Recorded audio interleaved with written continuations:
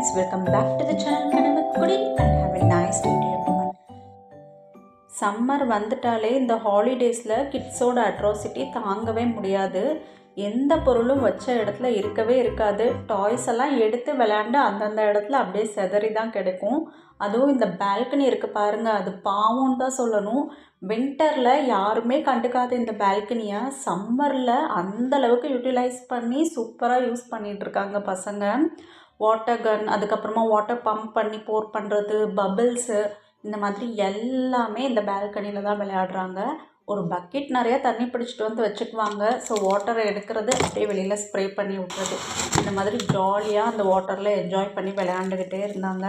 But விளையாடுறதோடு சரி, அதை அங்கங்கே போட்டுட்டு அப்படியே டயர்டாகி உள்ளே வந்துட வேண்டியது. ஸோ இன்றைக்கி இந்த பால்கனியை கொஞ்சமாச்சும் க்ளீன் பண்ணி வைக்கலாமே அப்படின்னு சொல்லி இறங்கியாச்சு.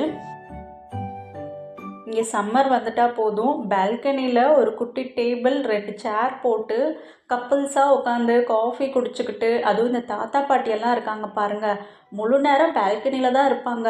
இந்த வெயிலுக்காக ஒரு பெரிய அம்ப்ரெல்லாவும் ஃபிக்ஸ் பண்ணி வச்சுருப்பாங்க. ஸோ அழகாக உட்காந்துக்கிட்டு வேடிக்கை பார்த்துக்கிட்டு ரொம்ப அழகாக டைம் ஸ்பெண்ட் பண்ணுவாங்க.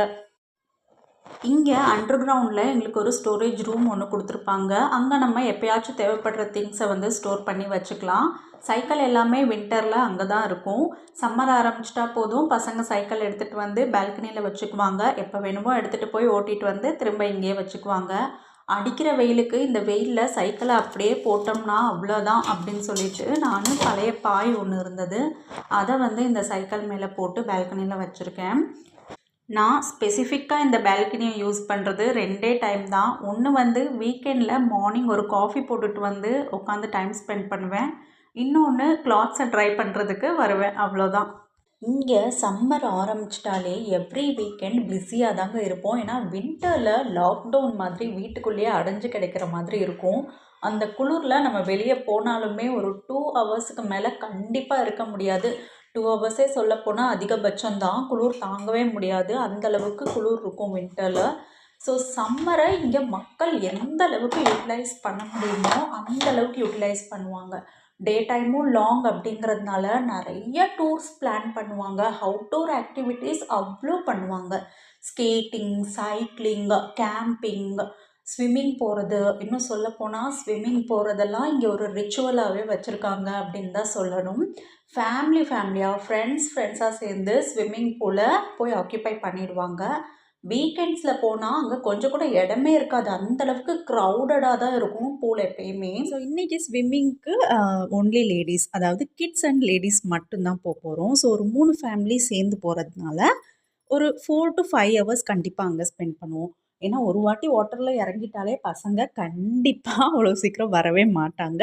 ஸோ இன்றைக்கி ஃபுல் டேவே நம்ம பிளான் பண்ணிக்கலாம் அப்படின்னு சொல்லி பிரேக்ஃபாஸ்ட்டை முடிச்சுட்டு ஒரு 12 o'clock எல்லோரும் மீட் பண்ணலான்னு சொல்லி பிளான் பண்ணியிருக்கோம். ஸோ கிட்ஸை கூப்பிட்டு போகிறதுனால கண்டிப்பாக ஸ்வீட் ஸ்நாக்ஸ் எல்லாம் ரொம்ப நம்ம எடுத்துகிட்டு போகிற மாதிரி இருக்கும். ஸோ நல்ல வெயில் அப்படிங்கிறதுனால ஸோ வாட்டரில் என்ஜாய் பண்ணவும் நல்லாயிருக்கும். நான் இன்றைக்கி ஸ்விம்மிங் போகிறதுக்காக பேக் பண்ணக்கூடிய சில திங்ஸை இந்த வீடியோவில் உங்கள் கூட ஷேர் பண்ணியிருக்கேன். மேபி உங்களுக்கு யூஸ்ஃபுல்லாக இருக்கலாம்.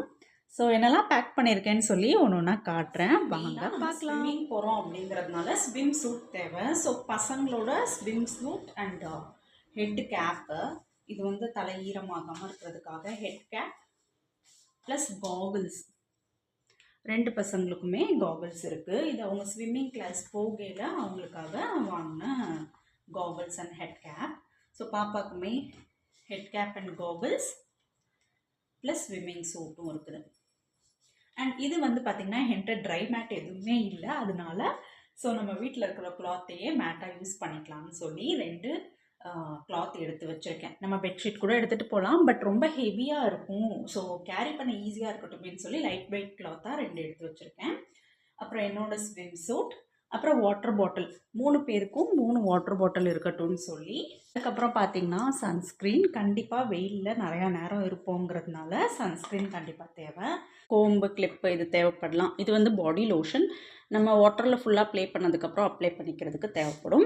ஸோ இது வந்து வெட் வைப்ஸ், ஏதாவது நம்மளுக்கு தேவைப்பட்டால் யூஸ் பண்ணிக்கலாம்.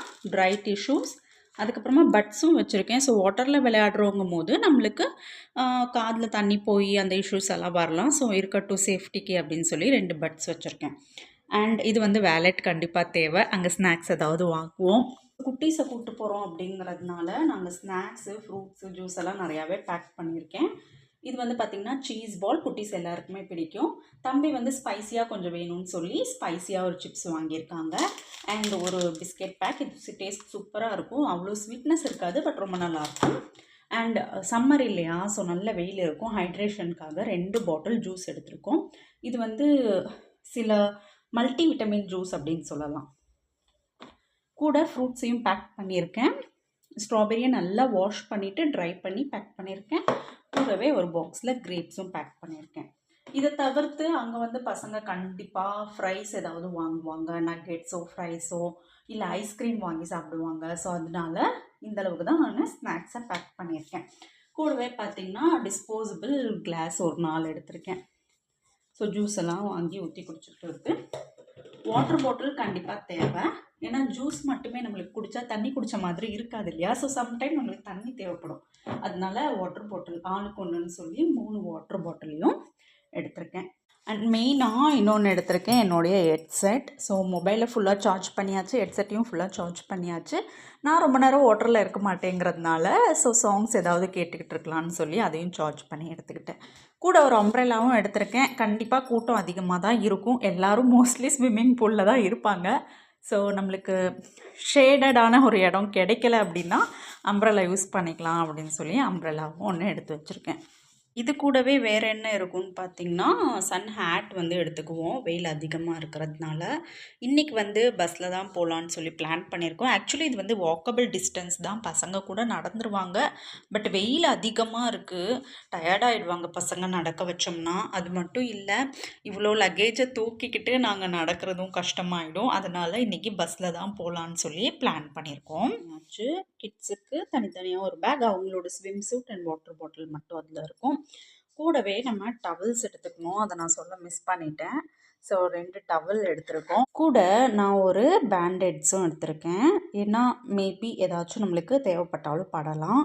அதனால் வாட்டர் ப்ரூஃப் பேண்ட்ஸும் எடுத்து வச்சுருக்கேன். ஸோ அவ்வளோதான்.